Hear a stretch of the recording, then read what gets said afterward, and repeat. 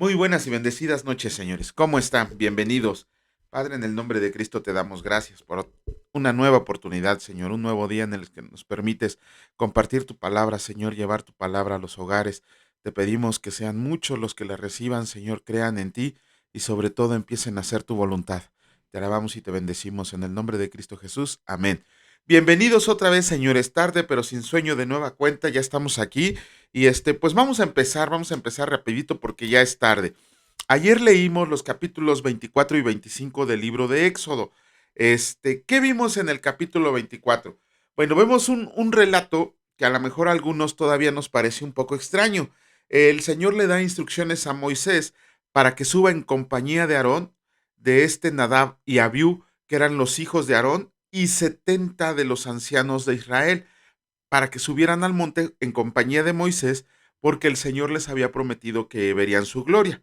Si nosotros hemos leído la palabra de Dios, la Biblia, durante algún tiempo, nos vamos a dar cuenta, o inclusive hemos oído a varios pastores o maestros que dicen que ninguno de nosotros podía estar en presencia de Dios por el pecado y la iniquidad que cargamos. Dios es tan santo y tan puro que nos desintegraría hasta el último átomo si estuviéramos en su presencia, si nosotros tuviéramos la oportunidad de estar en su presencia. Pero bueno, también tenemos que comprender que así como hombres con pecado, por muy santos que nos digamos, no hay un solo hombre en este mundo que no peque. Y inclusive esa es la palabra de Dios, que aquel que dice que no peca está siendo mentiroso a Dios. Por lo tanto, nosotros no podemos estar en la presencia del Señor.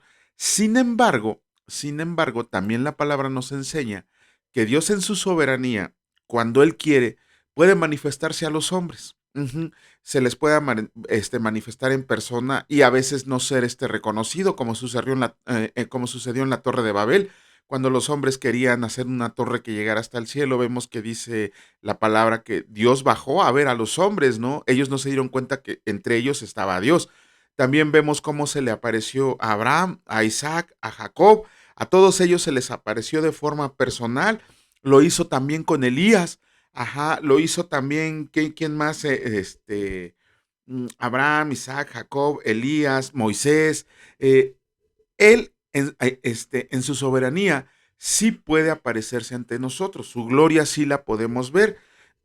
También tenemos que comprender que el Señor, que nuestro Dios Padre Todopoderoso, si bien la palabra de Dios dice que es espíritu, Él puede aparecerse de la forma que a Él le plazca. Vemos aquí que cuando se le aparece a Moisés era por medio de una nube densa, con rayos y truenos y relámpagos, que humo que subía del monte, con temblores. A Abraham se le apareció de forma personal. A Elías se le apareció en forma de un viento suave, un viento que lo confortaba. Entonces, eso es lo que tenemos que aprender, que si bien nosotros, si tuviéramos la oportunidad de estar presentes ante Dios, seríamos destruidos completamente. Pero Dios en su soberanía sí puede manifestarse a nosotros de la forma que Él lo desee. Por eso aquí vemos que los 70 ancianos, Aarón, Nadab y Abiú, pudieron haber visto a Dios a lo lejos o solamente su gloria. La palabra de Dios dice que vieron la gloria de Dios, entonces no quiere decir que lo hayan visto con persona. Ajá, sin embargo, también la palabra dice que vieron sus pies que estaban sobre un lago de esmeraldas, ¿no? Ya nosotros tendremos la oportunidad de estar en presencia del Señor cuando nos mande a residir con Él en ese reino eterno. De ahí vemos también, pasamos al capítulo 25. En el capítulo 25, más que nada, nos damos cuenta que son los preparativos para el inicio de la construcción del tabernáculo. Si nosotros contamos los capítulos que hay en la palabra de Dios en la Biblia, que hablan del tabernáculo, en total son 50 capítulos en toda la palabra de Dios que nos habla del tabernáculo. Eso quiere decir que para el Señor es algo importante, que para Dios es algo importante. ¿Por qué? Porque el tabernáculo iba a ser la habitación de Dios en medio del pueblo de Israel, en medio de su pueblo amado. Él iba a estar ahí, ¿no? También vemos que les da los materiales y las instrucciones precisas de cómo debería de ser construido ese tabernáculo. Por ahí alguna vez tenía en el Instituto Bíblico teníamos una materia que se llamaba la redención del creyente. Y en esa materia nos dejaron una tarea que teníamos que estudiar el tabernáculo desde los ganchitos que construían para agarrar las cortinas hasta las columnas más grandes, pasando por cada uno de los elementos de construcción del tabernáculo, así como de los muebles que en él había. Pero no solo era ver todo eso, sino que también teníamos que ver de qué manera se relacionaba cada uno de los materiales con Jesucristo, porque el tabernáculo, desde el ganchito más pequeño hasta la lona más gruesa, nos da lecciones de espiritualidad acerca de la persona y la obra de Jesucristo. Ajá. Y además también nos enseña el modo de acercarnos a Dios. Para la construcción del tabernáculo se empezó con una recolección. Si lo vemos en el capítulo 25, Dios le dijo a Moisés que le dijera al pueblo que le entraran, ¿no? Que le entraran con lo que tuvieran, pero sobre todo les pidió materiales. Y por ahí alguien se podría hacer la pregunta, bueno, ¿y de dónde agarraron todos los materiales? Recuerden que ya llevaban tiempo ahí en el desierto, que llevaban a la construcción del tabernáculo, creo que ya llevaban aproximadamente unos 2 años. Ya habían comerciado con otros pueblos. También vimos que tuvieron guerra con Amalek y que de ello tuvieron un botín. Pero también recuerden que antes de salir de Egipto, como lo leímos en Éxodo, en los capítulos anteriores, el Señor dijo que les pidieran cosas a los egipcios, que le pidieran oro, alhajas, lo que les quisieran dar y que inclusive Dios iba a hacer que fueran propicios a sus ojos para que les dieran lo que pidieran. Esto podría parecerse así como que, pues qué chiste, ¿no? Les vieron la cara, les robaron. Pero también tenemos que recordar que casi durante 400 años el pueblo de Israel fue esclavo de los egipcios. No recibían un salario por lo que estaban haciendo por ellos. Entonces, por eso el Señor les dijo, vayan y cóbrenles. Ahora sí que se cobraron a los chinos, los israelitas, porque lo que los pidieron no lo pagaron. De todas maneras, no quedaba mucha gente en Egipto después de que les cayó el Mar Rojo encima, ¿no? Este, ¿La salida de Egipto? No, los materiales fue cuando terminó la Pascua, cuando murieron todos los primogénitos, antes de que murieran inclusive, el Señor les dijo, vayan y pídanles cosas. Y fue cuando salieron de Egipto. Ya cuando les cayó el Mar Rojo, ya venían con su botín. Ajá, ¿no? Ay, miren qué bonito es cuando preguntan así o nos llama la atención, hey, lo estás diciendo mal. No es cierto, sí, ahora sí, pues, creo que es la primera vez que tengo la razón. Bueno, ya lo veremos, ¿no? Bueno, dice, aparte de que les pidió todos los materiales para la construcción del templo, también aquí en este mismo capítulo 25 dice que les dio instrucciones para para la construcción del arca del testimonio, para el propiciatorio, para la mesa de los panes de la proposición y el candelero y sus accesorios. A pesar de que les dijo más o menos cómo los tenían que hacer ahorita, otra cosa que les quiero comentar, de aquí en adelante, el Señor va a dar detalles acerca de cómo se debe de construir cada una de las cosas que van a conformar el tabernáculo. Ayer empezamos con las medidas. Les había dicho que durante todo este tiempo siempre nos basamos en lo que dice la Reina Valera 1960. Pero así como nos enseña la palabra de Dios que la construcción del tabernáculo es tan importante que la entendamos, que para eso, para las medidas, bueno, lo que va a hacer estos capítulos del 26 en adelante, cuando se trate de medidas y todo, vamos a leerlo, pero lo vamos a leer de la Reina Valera 2015, porque esa es ya la que trae la conversión a metros, a kilos y todo esto, para que quede un poco mejor comprendida las dimensiones del tabernáculo. Ya cuando sigamos con el Evangelio de Mateo, vamos a retomar la Reina Valera 1960. Bueno, vamos a comenzar con la lectura del capítulo 26 del libro de Éxodo de la Reina Valera 2015 y escrito está: las piezas del tabernáculo. Harás el tabernáculo de 10 tapices de lino torcido, de material azul, de púrpura y de carmesí, y los decorarás con querubines, obra de fina artesanía. Cada tapiz será de 12 metros y medio de largo y de 1,80 m de ancho. Todos los tapices tendrán la misma medida. 5 tapices se unirán el uno con el otro, y también los otros 5 tapices se unirán el uno con el otro. Harás lazos de hilo azul en la orilla de cada tapiz del extremo de la unión, y lo mismo harás en la orilla del tapiz del extremo en la otra unión. Harás 50 lazos en el primer tapiz y otros 50 en el extremo del tapiz de la otra unión. Estando los lazos contrapuestos uno frente al otro, también harás 50 ganchos de oro con los cuales unirás los tapices el uno con el otro, de manera que el tabernáculo forme un solo conjunto. Asimismo, harás tapices de pelo de cabra para la tienda que estará sobre el tabernáculo, 11 tapices en total. Cada tapiz será de 13 metros y medio de largo y de 1,80 m de ancho. Los 11 tapices tendrán una misma medida. Unirás 5 tapices en un conjunto y 6 tapices en el otro conjunto. Doblarás el sexto tapiz para que vaya en la parte frontal del tabernáculo. Harás 50 lazos en la orilla del tapiz del extremo en la primera unión y otros 50 lazos en la orilla del otro tapiz en la segunda unión. Asimismo harás 50 ganchos de bronce, los cuales meterás en los lazos y juntarás la tienda de manera que forme un conjunto. Perdón. El sobrante de los tapices de la cubierta, que es de medio tapiz, colgará hacia la parte posterior del tabernáculo. Y 45 centímetros de un lado y otros 45 centímetros del otro lado, que sobran a lo largo de los tapices de la tienda, colgarán sobre los lados del tabernáculo a un lado y al otro para cubrirlo.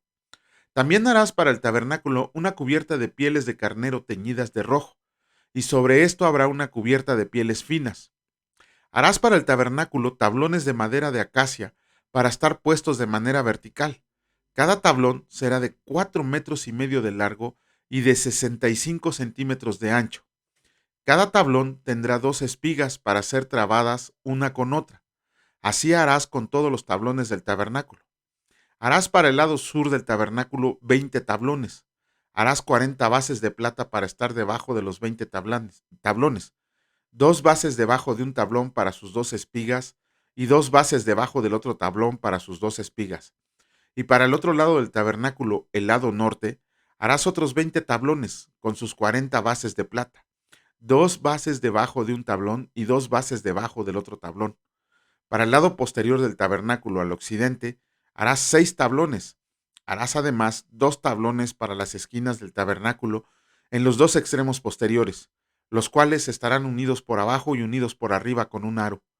Así serán con los 2 tablones para las 2 esquinas, de modo que habrá 8 tablones con sus bases de plata, 16 bases, 2 bases debajo de un tablón y 2 bases debajo del otro tablón.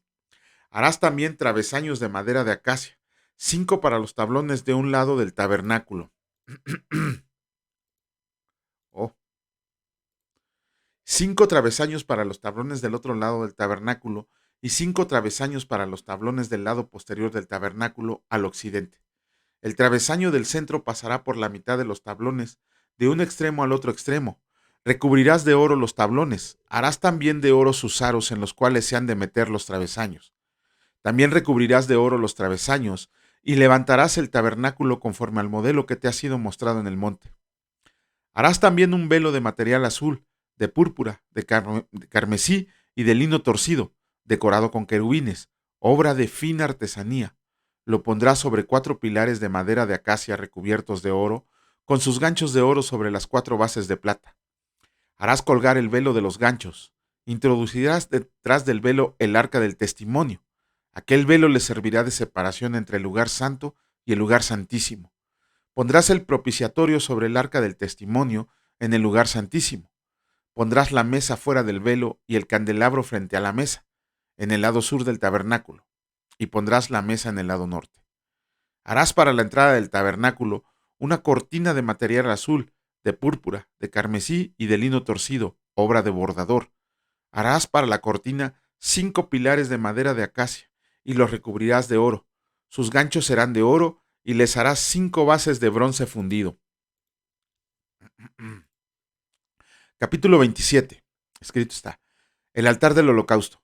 Harás un altar de madera de acacia. Será cuadrado, de 2,25 metros de largo, de 2,25 metros de ancho y de 1,35 metros de alto. Le harás cuernos en sus 4 esquinas, los cuales serán de una misma pieza, y los recubrirás de bronce. También harás sus bandejas para las cenizas, sus palas, sus tazones, para la aspersión, sus tenedores y sus baldes. Harás de bronce todos sus utensilios. Le harás una rejilla de bronce en forma de red y sobre la red harás 4 aros de bronce en sus 4 extremos, y la pondrás por debajo y alrededor del borde del altar. La red llegará hasta la mitad del altar. Harás varas para el altar, varas de madera de acacia, y las recubrirás de bronce. Las varas se meterán por los aros. Esas varas estarán a los 2 lados del altar cuando sea transportado. Harás el altar hueco, hecho de tablas, de la manera que te fue mostrado en el monte, así lo harán. El atrio del tabernáculo. Harás el atrio del tabernáculo.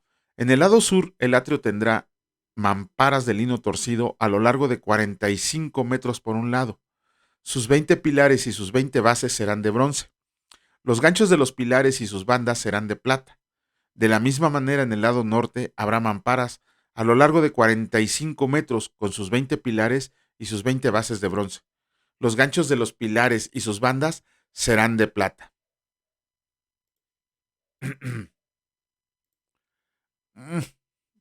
Me equivoqué, perdónenme ustedes. El ancho del atrio en el lado occidental tendrá 22 metros y medio de mamparas. Sus pilares serán 10 con sus 10 bases. El ancho del atrio al frente, es decir, al este, será de 22 metros y medio. Las mamparas de un lado tendrán sus metros 75 centímetros con sus 3 pilares y sus 3 bases. Al otro lado las mamparas tendrán 6 metros 75 centímetros y sus pilares y sus bases también serán 3. En la entrada del atrio habrá una cortina de 9 metros de material azul, de púrpura, de carmesí y de lino torcido, obra de bordador. Sus pilares y sus bases serán 4. Todos los pilares alrededor del atrio estarán ceñidos de plata. Sus ganchos serán de plata y sus bases de bronce. El atrio será de 45 centímetros de largo, de 22 metros y medio de ancho y de 2 metros 25 centímetros de alto. Sus mamparas serán de lino torcido y sus bases de bronce. Todos los utensilios para el servicio del tabernáculo, así como todas sus estacas y las del atrio, serán de bronce. Aceite para las lámparas. Tú mandarás a los hijos de Israel que te traigan aceite de olivas claro y puro para la iluminación, a fin de hacer arder continuamente las lámparas. Aarón y sus hijos las dispondrán delante del Señor en el tabernáculo de reunión, fuera del velo que está delante del testimonio, desde el anochecer hasta el amanecer. Este es un estatuto perpetuo de los hijos de Israel a través de las generaciones. Con esto terminamos la lectura de los capítulos correspondientes del libro de Éxodo y vamos a iniciar con la lectura del capítulo 24 del Evangelio de Mateo. Pero antes, vamos a hacer un pequeño comentario acerca de lo que leímos en el capítulo 23, que fue lo que leímos el día de ayer. Nos dice algo muy importante el Señor Jesús, porque nos advierte contra escribas y fariseos. ¿Por qué? Porque dice el Señor Jesús que ellos enseñaban la ley de Moisés, pero no la practicaban. Eso es muy diferente. De hecho, también decían que de esa lectura ellos le imponían cargas pesadas a todos los que los escuchaban, a todo el pueblo que los escuchaba. Les imponían cargas pesadas que en realidad eran interpretaciones extremas de la ley, eran interpretaciones que ellos habían hecho como si fuera la palabra de Dios y se la imponían a todo el pueblo de Israel. Sin embargo, también el Señor Jesús les enseña que ellos ni las levantaban ni ayudaban a nadie a levantarlas. Ajá. Ellos, según estos fariseos y escribas, cumplían con las observaciones religiosas, pero era para lucirse ante todos los hombres. ¿Por qué? El ejemplo que podemos ver ahí que dice el Señor Jesús son las filacterias. ¿Qué es una filacteria? Las filacterias son bolsitas de cuero a las cuales adentro se les metían bueno, en ese entonces párrafos de la palabra de Dios, pasajes de la palabra de Dios del Antiguo Testamento. Les ponían unos lacitos y se las amarraban en la frente y en las manos. ¿Por qué hacían eso? Bueno, leímos en Éxodo 13 que decía ahí de forma espiritual que teníamos que ponernos la palabra de Dios como una señal en la mano. Cuando leamos Deuteronomio capítulo 6 y capítulo 11 nos vamos a dar cuenta que también el Señor ordena que su palabra la pongamos delante de nuestros ojos. Pero estos cuates no comprendieron, o más bien sí lo comprendieron, pero lo hacían por otra circunstancia. Eh, Ellos se querían lucir frente a los hombres, por eso agarraban esas bolsitas de cuero y con sus tiritas y se las amarraban en la frente y se las amarraban en las manos. en realidad lo que el Señor había dicho era una señal de forma espiritual. ¿Por qué? Porque todo lo que hiciéramos tendría que ser como para hacer para el Señor. Eso es lo que nos dice cuando la pongamos como una señal en nuestras manos. Y cuando dice que las pongamos en nuestra frente, el Señor nos está diciendo, todo lo que veas delante de tus ojos, conságraselo a Dios, hazlo como también se lo hicieras para el Señor. Pero estos cuates, en una forma de parecer súper espirituales, se las ponían así aquí en la frente, así como cuerno, ¿no? Y se amarraban las manos pulseritas o aquí en los brazos se las ponían esas bolsitas de cuero con pasajes del Antiguo Testamento. Así no era la instrucción del Señor, porque ¿de qué les servía tener esas bolsitas si no practicaban la ley? Es como ahora, ¿no? Que nos quieren obligar a ponernos velos, a enseñarnos de qué manera debemos de orar o hacer varias cosas, pues que no están en la palabra del Señor o están malentendidas. Ajá. También el Señor Jesús dice que a ellos les encanta lucirse frente a los hombres, les encanta andarse paseando, les encanta andar en las sinagogas, pero sobre todo lo que les encantaba era que los llamaran rabís, que los llamaran maestros. Pero el Señor Jesús ahí como que les dice que le baje de crema a sus tacos, porque les dice a todo el pueblo que lo estaba escuchando, a nadie llamen maestro, a nadie llamen padre. ¿Por qué? Ok, primero que nada tenemos que comprender que en la forma espiritual nuestro Padre verdadero es el Dios Todopoderoso. ¿Por qué? Porque es el único capaz de sustentar vida. Ajá. También dice que el único maestro que existe es Jesucristo. Lo que pasa, miren, ahora en estos tiempos hay muchísimas personas, muchos hombres, inclusive mujeres, que les encanta ponerse títulos, les encanta ponerse títulos. Por ahí vemos que el apóstol tal, que el ungido tal, que el profeta tal, que la pastora tal, que el maestro tal. Por ahí hay una persona que dice que es el superapóstol tal, ¿no? Acabo de leer en una iglesia muy grande de Colombia que se reunieron los 12 apóstoles, ¿no? Bueno, pues ya, ¿no?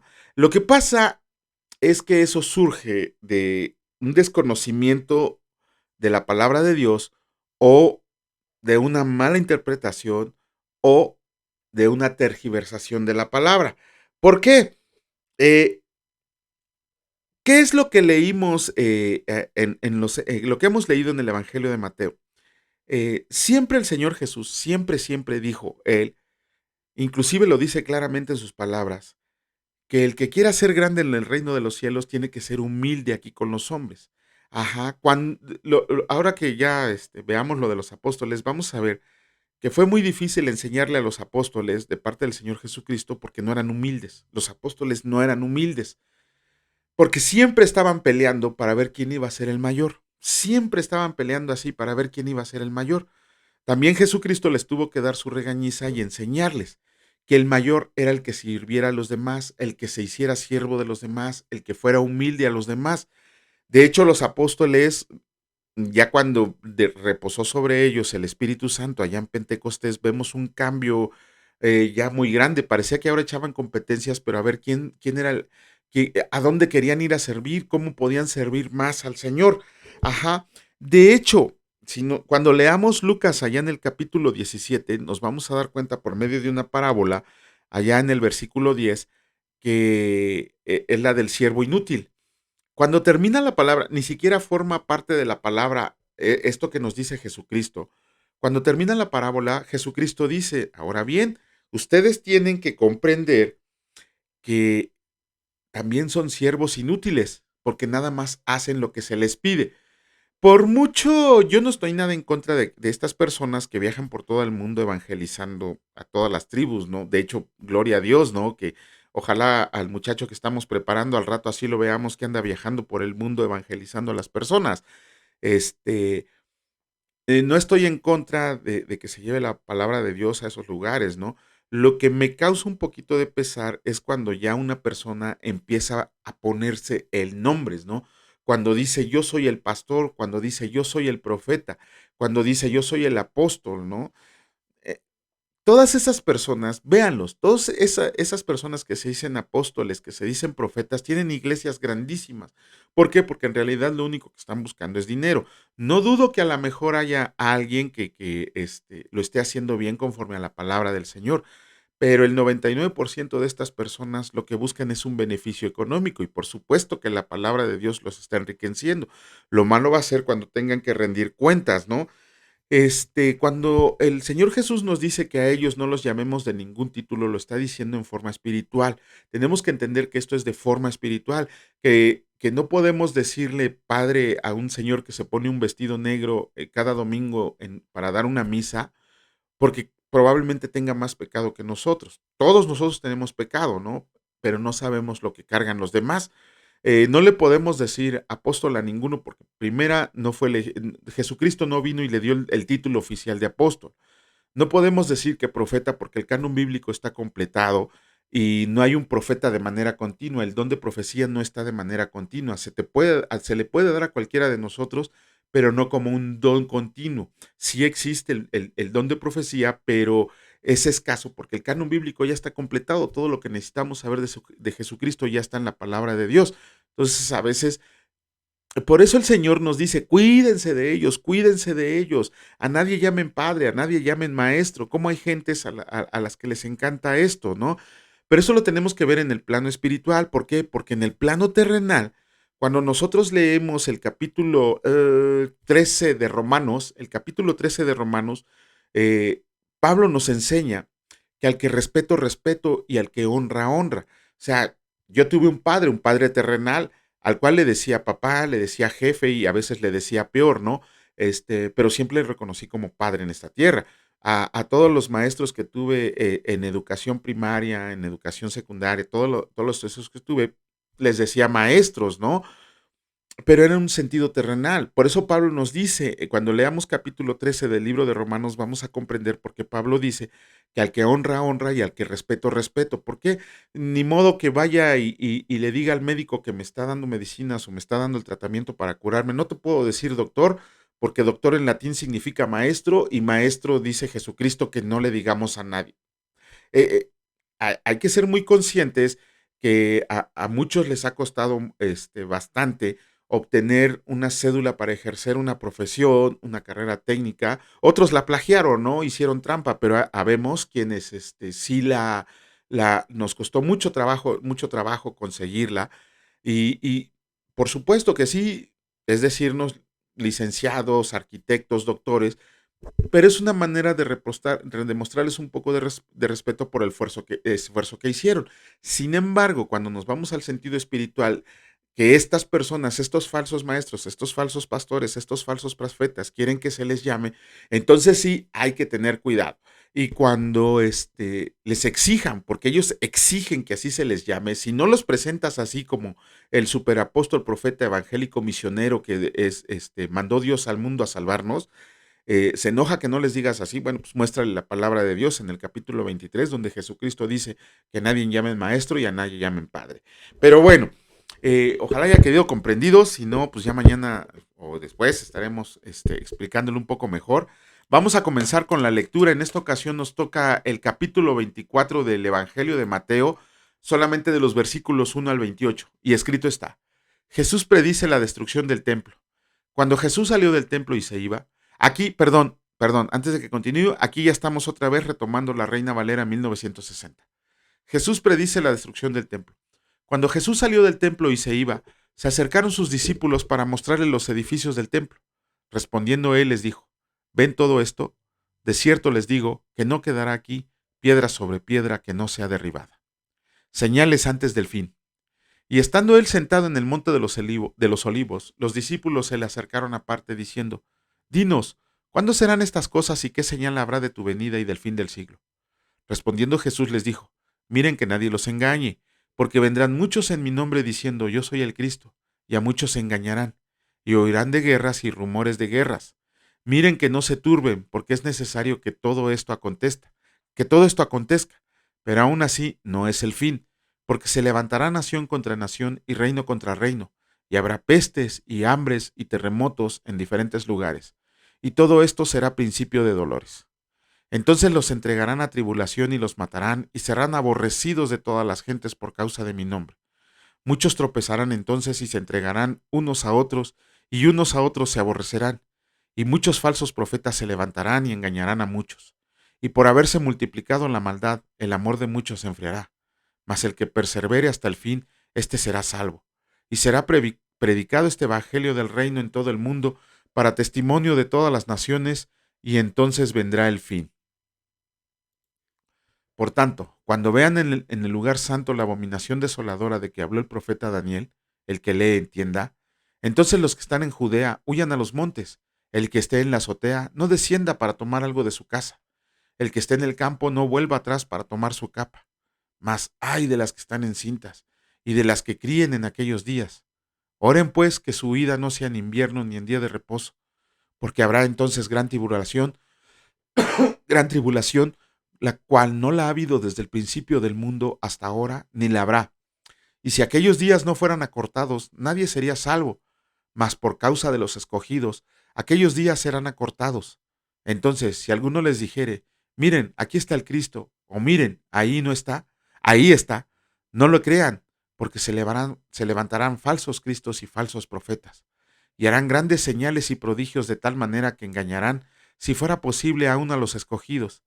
Ya se los he dicho antes. Así que, si les dijeren, miren, está en el desierto, no salgan, o miren, está en los aposentos, no le crean, porque como el relámpago que sale del oriente y se muestra hasta el occidente, así será también la venida del Hijo del Hombre, porque donde quiera que estuviera el cuerpo muerto, ahí se juntarán las águilas. ¡Wow! Bueno, como colofón, por si el día de mañana no me acuerdo, hay muchos ahorita en este momento que ya están diciendo que estamos a punto de hecho por ahí hubo un pastor muy famoso que se atrevió a decir que el año pasado era la tribulación, como hombre imperfecto que todos somos, obviamente se equivocó. Jesucristo aquí de manera figurada dice que solamente el Padre sabe, que solamente Dios sabe. Obviamente él lo sabía porque es omnisciente. Pero mañana les explicaremos por qué no les quiso dar la fecha a Jesucristo y que inclusive, aunque veamos que hay muchas señales que ya se han cumplido, hay dos señales muy, muy, muy, muy grandes que no se han cumplido y no creo que se cumplan el día de mañana. Pero mañana lo estaremos comentando. Padre, en el nombre de Cristo te damos gracias por tu hermosa palabra, Señor, por enseñarnos a amar a nuestros semejantes, por saber que con toda nuestra fuerza te debemos de amar a ti primero que nada, Señor. Gracias por este pan espiritual que nos das diariamente. Perdónanos por las ofensas que hemos cometido, enséñanos a perdonar así como tú nos has perdonado, sin condición, con toda libertad, Señor, y sin reclamos. Te pedimos también, Señor, que nos enseñes cómo compartir tu palabra, cómo llevar tu palabra a quien esté necesitándola. Pon en nuestro corazón ese ardor que no se apague, Señor, para poder ser buenas personas que llevemos el Evangelio hasta el fin del mundo. Te agradecemos por el día de hoy, Señor, y te agradecemos por el día de mañana. Bendito seas por siempre y para siempre. Amén. Que Dios los bendiga, señores, y si Dios lo permite, nos vemos el día de mañana. Cuídense mucho. Hasta luego. Luego, luego.